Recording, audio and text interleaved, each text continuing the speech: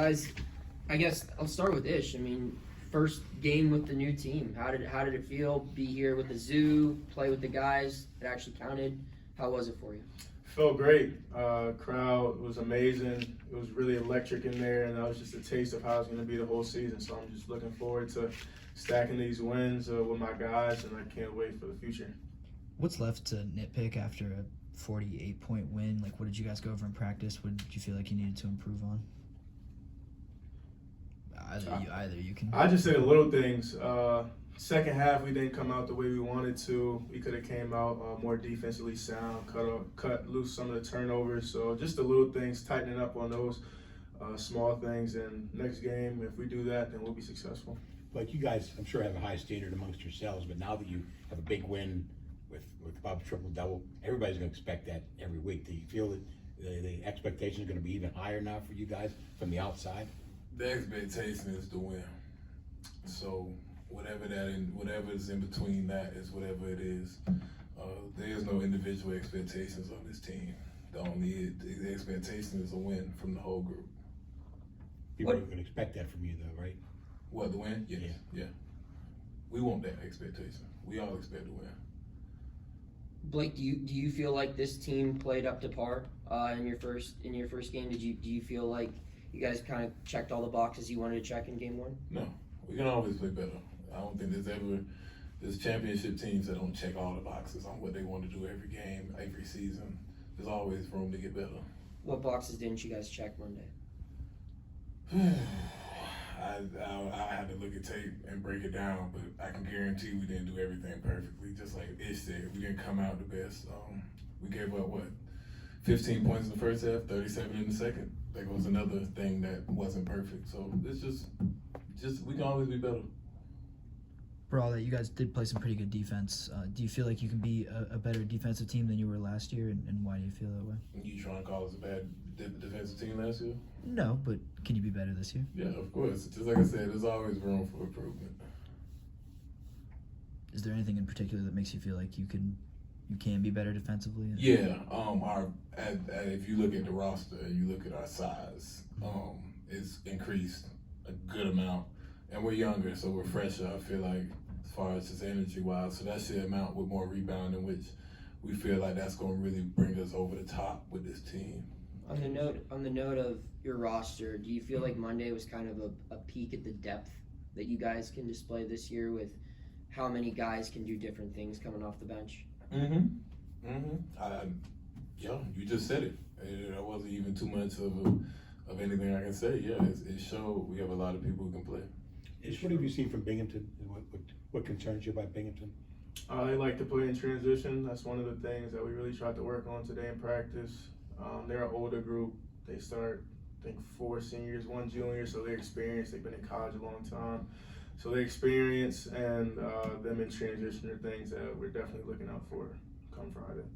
It should appear like communication was, even with a lot of new guys, really good on Monday. What has led to that, and how do you feel like that is, considering you guys have only played together for a short time? It's just something we preach every day in practice, just over communication, whether it be offense, defense, everybody needs to be on the same page, and that doesn't happen without communication. So that's something big on our list.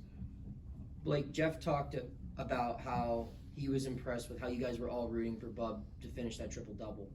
And, you know, you've seen those moments on the bench, rooting for your guys to get those milestones with Fish last year making his basket and everything like that. Is that rare in college basketball to see guys getting so excited for others' achievements? Is that something that you've really only seen at Pitt at this level, or do you feel like that happens often other places? I've been to 3 schools, so I guess I am a good person to ask. But I think it is in this culture ever since I've been there to root for your other teammate. But I mean, that's what creates winning. So to answer your question, I think that type of mentality, rooting for your teammate's success, is common inside winning teams around the country. Did that kind of stuff happen at Rhode Island? Do you remember stuff like that?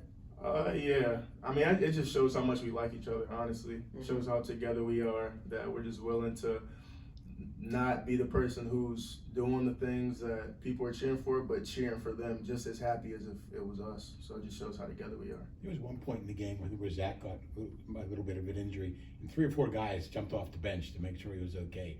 Is that one of the ways that you guys just display for Blake, for your togetherness? Yeah, I got up immediately. I told him, get up, because you look soft. But that's how you should be. Just like I said, that you would look winning teams. I believe that is a common act. Most winning teams, most losing teams probably won't care about helping their teammate off the ground. And it's habits we need to keep practicing if we want to keep winning.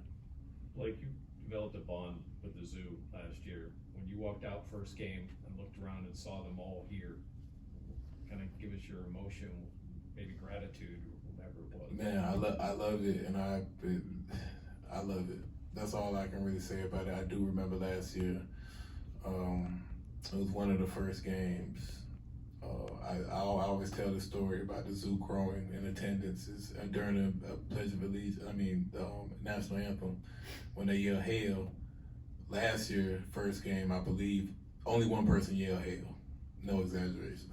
Early in the season, so it was a pretty loud hail yesterday. So I mean, that's so dope, and they respond to winning, and that's how they should be. Was there a little part of you that wanted to get that first basket of the season, to be the guy that made him throw up all that confetti and have that moment? Nah, it never is actually, but it happens. It just happens sometimes like that. Speaking of that first basket, you made that 3-pointer right off the bat. Then a few seconds later, you had another opportunity for a 3-pointer, but instead you put it on the floor and went to the basket and scored. Is that something you have to expand your game, do that a little bit more this year? Yeah, it's a read and react thing out there. The scout probably said I'll shoot it. I shot the first one, made it. Had another look, didn't shoot it. He jumped, had a wide open layup. So it's just a read and react. And you never know. I might shoot it tomorrow. I might shoot it Friday. You never know. It's just read and reacting out there. You guys have had the chance to, obviously, Ish worked with Jorge all summer, and Blake, you've known him for a long time. Were you surprised that he was this productive after coming off that injury? He hasn't had as long of a time to kind of prepare for the season as everyone else. Were you surprised? Yeah, a little bit, frankly. Oh man, you don't know Jorge then. You don't know Jorge. Jorge is a baller. He comes out there ready to play. Every time the lights on, every time you smell the popcorn, you can count on Jorge. So I wasn't surprised at all. Yeah, he definitely put the work in, so it's no surprise to anybody who's seen him put the work in. I seen him out there countless days, every day, honestly, getting up reps, getting up game-like situation shots, so it's no surprise for real. Yes, you mentioned the over-communication in practice and how you guys talk about that. What's practice like? What's the competitiveness like? How tough are practices? I'll be locking him up. Practices, they're intense. We want to make it as hard as we can out there, so on the court it's kind of just second nature. Like, we try and beat up on each other, so in the game it's like, wow, this is a breeze. So yeah, we definitely practice hard out there. For a kid like Bub to be so young and to take over point guard duties so quickly, what does it take for someone to come right in as a freshman and be able to handle those duties right away? That feels like a lot of pressure for a guy. If you know Bub, he's built for this. He's a hooper, and that's what hoopers do. They go in the situation knowing what they can do, and they do it. So it's just all credit to him. He's just a hooper. Have you guys had a chance to kind of sit back and enjoy the start of college basketball season? Have you been watching any other games or anything? Yeah, I didn't watch a couple games. I'm glad it's back. I'm scouting. I'm just watching basketball. It's the best time of the year for me. Yeah, and I know, Blake, you're more of an NBA guy. Have you been? Yeah, I don't watch college basketball. No, I haven't watched too much NBA this year either, to be totally honest with you. But go Bucks. What happened with C.J. Stroud Sunday, man? You want to talk about that or no? Can we leave? Yep.